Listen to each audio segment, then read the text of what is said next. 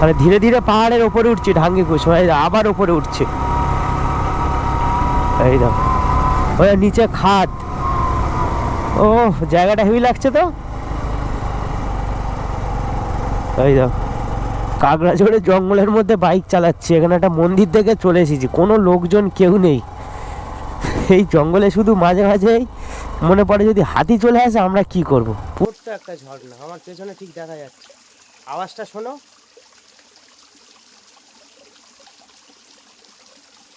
বুঝলে আওয়াজটা?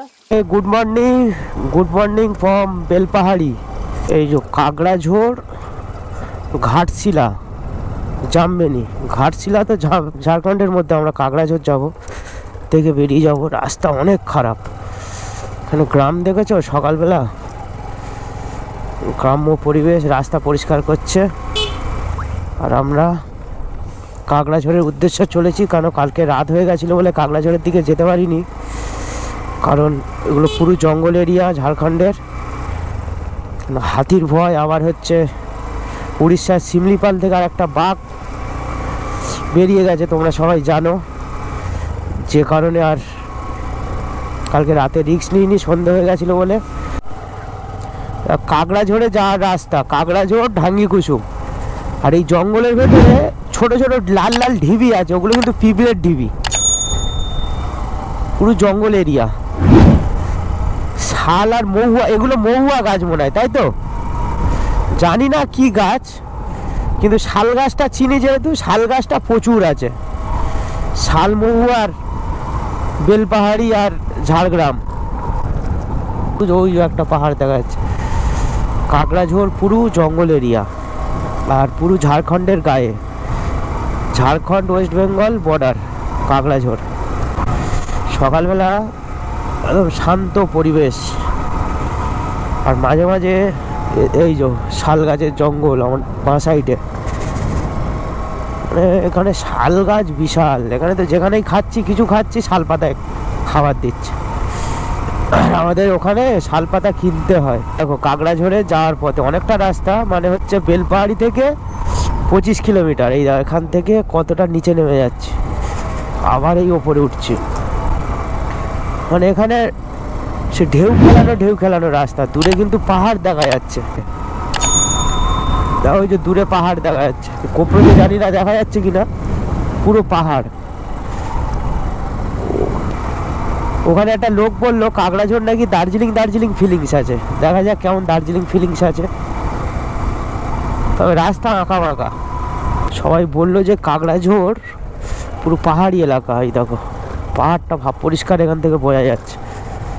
দেখো পুরো পাহাড়ের কোল দিয়ে গাড়ি চালিয়ে যাচ্ছে, আর মাঝে মাঝে দু একটা গ্রাম পড়ছে। এই দেখো দুই সাইডেই পাহাড়।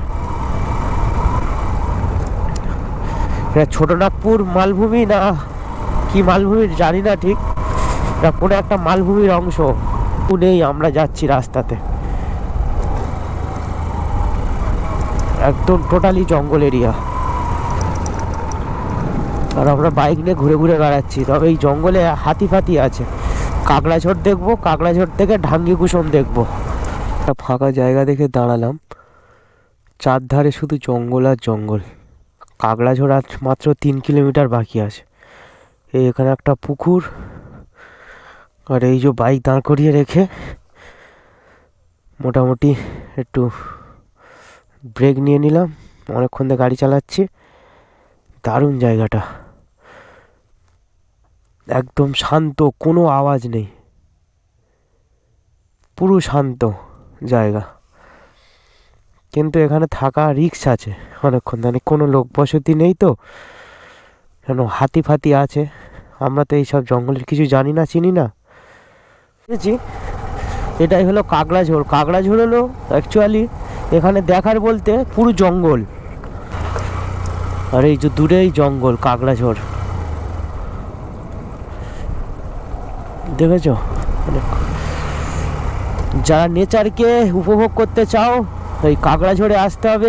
কাকড়াঝোড়ে অনেকে ইকো রিসর্ট রয়েছে, মানে একদম থাকা সুন্দর জায়গা, মানে পুরো জঙ্গলের কোলে, প্রকৃতির কোলে, পাখির কলতানে ঘুম ভাঙবে সকালবেলা, রাত্রে ঝিঝি পোকার ডাক। ও এই সেই অনুভূতি উপভোগ করার জন্য মোটামুটি কাকড়াঝড়ে এসে থাকা যেতে পারে। এখানে লোকজন দেখা যাচ্ছে না, মাঝে মাঝে একটা দুটো লোকজন দেখা যাচ্ছে। যাও, পুরো জঙ্গল এরিয়া, তবে এই জঙ্গলে ঢুকতে দেয় না, পুরো জঙ্গল এরিয়া কাকড়াঝড়ের, একদম শান্ত। আর আমরা যেহেতু সকালে যাচ্ছি তো তাই কিছু দেখতে পাচ্ছি না। রিসর্টটা দেখাবো, এখানে রিসর্ট আছে নাকি? এই একটা রিসর্ট মনে হচ্ছে, এটা রিসর্ট। এই জন্য বুরু সাদাম নেচার্স হাট। এই দেখো একটা হোমস্টে, দেখেছো হোমস্টেটা? পুরো পেছনে পাহাড়, সামনে জঙ্গল, মানে থাকার একটা চমৎকার জায়গা, একদম নিরিবিলি শান্ত, কোনো শহরের কোলাহল নেই, কিছু নেই, একদম শান্ত জায়গা। প্রকৃতির মাঝে এইভাবে রাত কাটানো একটা অন্যরকম অনুভূতি, রোমাঞ্চকর ফিল অনুভব হবে। কাকড়াঝড় আমরা দেখো, কাকড়াঝড়ের একটা হোমস্টে দেখেছো, মাটির বাড়ি, এই ঘরে থাকার অনুভূতি আলাদা। কি নাম দেওয়া আছে? এক্সপিরিয়েন্স বেঙ্গল হোমস্টে, এসো এসো আমার ঘরে এসো। মোবাইল নাম্বার দেওয়া নেই। এই দেখো, আমরা এখন আছি কাকড়াঝড়ের ফরেস্ট এরিয়াতে। এখানে দেখার বলতে ফরেস্ট আর পাহাড়, কিন্তু এখানে একটা সারপ্রাইজ জিনিস দেখাচ্ছি আমি তোমাদেরকে। এই দেখো, এই যে ঢিবিগুলো দেখছো, অনেক সিনেমাতে মুভিতে দেখিয়েছে সাপ বের হয়, কিন্তু এগুলো অ্যাকচুয়ালি সাপের ঢিবি নয়, এগুলো হচ্ছে পিঁপড়ে আছে এতে, এগুলো সব পিঁপড়ে। এই দেখো, আমি পুরো কাছে চলে এসেছি, এগুলো ভাঙলে প্রচুর পিঁপড়ে বেরোবে, দেখেছো? পুরো পিঁপড়ে। সেই ওদিকে আছে অনেকগুলো। আর জঙ্গলের ভেতরে যাব না, কেন প্রচুর গভীর জঙ্গল এটা। আর এখানে একটা মন্দির আছে, এই মন্দির দেখাচ্ছি। কাকড়াঝড় অ্যাকচুয়ালি শান্ত নিরিবিলি একটা প্রাকৃতিক সৌন্দর্যে ভরপুর পরিবেশ। এই এখান থেকে বাঁ দিকে নিয়ে নিলাম, এই যে ওখানে একটা টেম্পেল আছে, এই টেম্পেলের দিকে যাচ্ছি। টেম্পেলটা এগুলো অ্যাকচুয়ালি অফবিট জায়গা। সেই দেখো, কাকড়াঝড় থেকে যাওয়ার পথে এই যে জঙ্গলের মধ্যে একটা টেম্পেল, সব জায়গায় হাতি ফাতি থাকে। ওই দেখো পেছনে পাহাড়, টেম্পেলটা দেখো পুরো গোল মানে একদম ত্রিভুজ টাইপের হয়ে উঠে গেছে, দেখো পুরো একদম রাউন্ড। এই দেখো, কিন্তু মন্দিরের গেটে তালা লাগানো। এই যে যাক, এখানে দাঁড়াবো না, বেরিয়ে যাবো। এই যে কাকড়াঝড়ে জঙ্গলের মধ্যে বাইক চালাচ্ছি, এখানে একটা মন্দির থেকে চলে এসেছি, কোনো লোকজন কেউ নেই। এই জঙ্গলে শুধু মাঝে মাঝেই মনে পড়ে যদি হাতি চলে আসে আমরা কি করব, পুরো জঙ্গল। আর এই জায়গাটা, এই দিকটা ঝাড়খণ্ড, পুরো একদম পশ্চিমবঙ্গ ঝাড়খণ্ডের গায়ে আমরা গাড়ি চালাচ্ছি, কিন্তু আমরা ঝাড়খণ্ডে যাব না, আমরা আবার বেরিয়ে যাব বাড়ির দেখে। এই দেখো পাহাড়ের মাথা দিয়ে সূর্য উঠছে, আমরা এখান থেকে ডান দিক নিয়ে নেব। এই ডান দিক বলে বাঁ দিক নিচ্ছে। এই দেখো, এখানে একটা রিসর্ট আছে এই কাকড়াঝড়ের এখানে, একদম দেখো প্রাকৃতিক পরিবেশের মধ্যে। এদিকে দেখো খড়ের গাদা, এই যে নেচার উইথ কাকড়াঝড়। এই দেখো, যারা ফার্স্ট টাইম কাকড়াঝড়ে আসলে কিন্তু পাহাড়ে রাস্তায় গাড়ি চালানোর মতন ফিলিংস আসবে। দেখো রাস্তা কীরকম উঁচু নিচু ঢেউ খেলানো একটা অভিজ্ঞতা হবে। এই দেখো, তো কাকড়াঝড়ের পাহাড়ের রেঞ্জটা দেখো, কুয়াশায় ঢাকা আছে। এটা যদি আর একদম আকাশ যদি ক্লিয়ার থাকতো তাহলে ভালো বোঝা যেত। আর এখানে মাঠ দেখো, যেহেতু উঁচু নিচু তো ধাপ ধাপ করে সব চাষ করা আছে জল আটকে রাখার জন্য। দুই সাইডে মাঠ, আর এই দূরে কাকড়াঝড় পাহাড়, ওই পাহাড়ের ভেতরটায় আমরা ছিলাম। দিয়ে ওই পাহাড়টা ছেড়ে এখন ঢাঙ্গি কুসুমের দিকে যাব, একটা ঝর্ণা। ঢাঙ্গিনিয়া হইতে বীরমদন, এই যে এটাই মনে হয় এটাই তো ঢাঙ্গি কুসুম 3 কিলোমিটার। এই এখান থেকে আমরা কাকড়াঝড় ছেড়েই ঢাঙ্গি কুসুমের দিকে যাচ্ছি। কালকের ওই ভেতর দিয়ে ঢোকাচ্ছিল জঙ্গলের মধ্যে থেকে গুগল ম্যাপ। কাকড়াঝড় থেকে বেরিয়ে ডান দিকে নিলাম। রাস্তা দেখেছ? এই রাস্তাটা ভালো রাস্তা, নতুন হয়েছে, সরু রাস্তা, সেই উঁচু পাহাড় দেখ, বোঝা যাচ্ছে কিনা জানি না। এই ঢাঙ্গি কুসুমে যাওয়ার রাস্তা, প্রাকৃতিক সৌন্দর্যে ভরপুর ঢাঙ্গি কুসুমে যাওয়ার রাস্তা। এই দেখো পাহাড়ের রাস্তার মতন, এই দেখো নিচে নামছে, কার্ভ নিয়ে এই নিচে নামছে। এগুলো অ্যাকচুয়ালি অফবিট, এখানে কোনো লোকজন দেখছি না, লোকাল লোক ছাড়া, কোনো ট্যুরিস্ট। এই দেখো উপরে উঠছি, দেখো এই দেখো উপরে উঠছি, পাহাড়ের উপরে উঠে গেলাম। আর এই দূরে এই যে পাহাড়, 2 সাইডে জঙ্গল। এই নিচে জানি না কি ওটা, আর লাল মাটির পাহাড়, এগুলো পুরো জঙ্গল এরিয়া। এই যে আবার বেঁকে যাচ্ছে, এই আবার উপরে উঠছে, দেখেছো পাহাড়ি রাস্তা পুরো এটা। মানে ধীরে ধীরে পাহাড়ের ওপরে উঠছি ঢাঙ্গি কুসুম, আবার উপরে উঠছে। এই দেখো ওই নিচে খাদ, ও জায়গাটা হেভি লাগছে তো। এই দেখো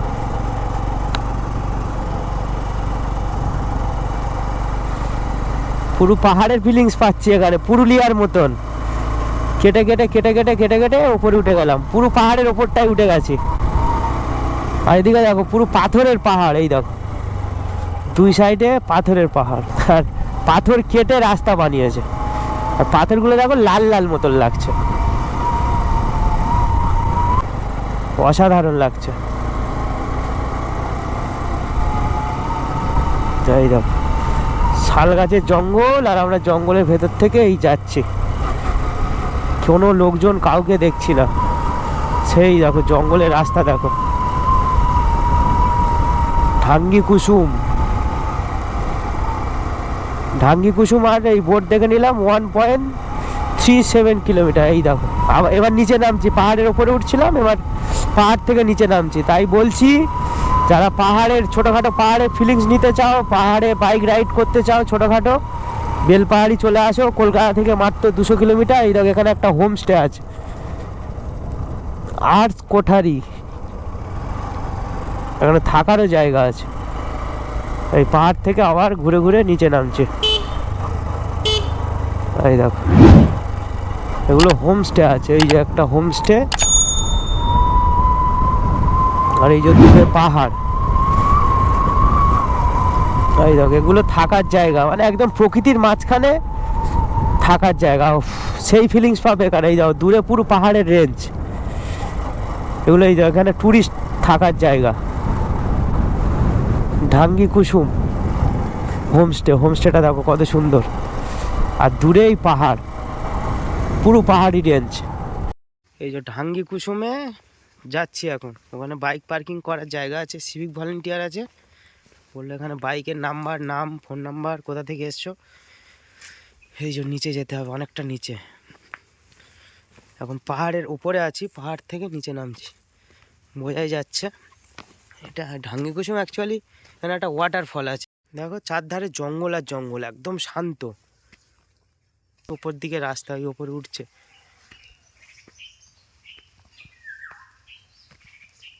পাখির আওয়াজগুলো অনুভব করো,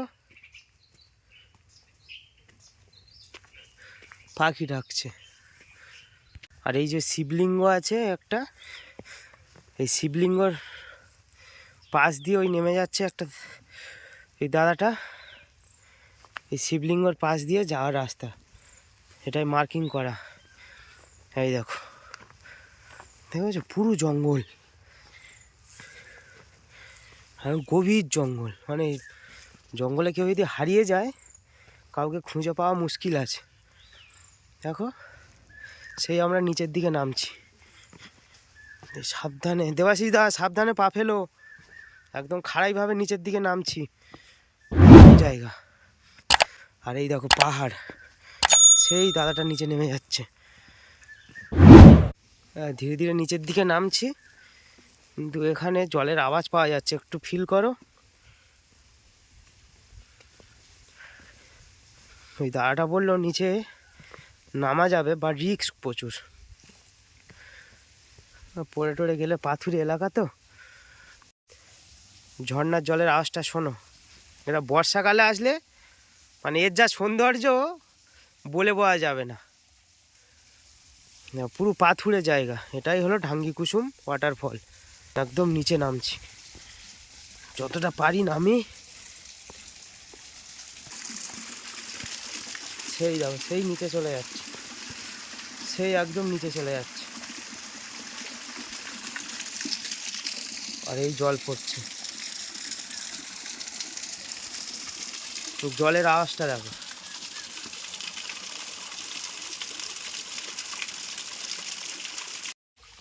এই দেখো, এখান থেকে ধীরে ধীরে নিচে নেমে যাচ্ছে, গিয়ে নিচে কোনো নদী আছে পাহাড়ি, সেই নদীতে হয়তো মিশে যাচ্ছে, কিন্তু নিচে তো যাওয়াই যাবে না। একদম পাহাড়ের ঠিক মাঝখানটায় আছে, একদম গভীর জঙ্গলের মধ্যে, চারধারে জঙ্গল আর কোনো লোকজন নেই, একদম অফবিট। এটাই হলো ঢাঙ্গি কুসুম, একদম ঝাড়খণ্ডের বর্ডারে। ছোট্ট একটা ঝর্ণা, আমার পেছনে ঠিক দেখা যাচ্ছে। আওয়াজটা শোনো।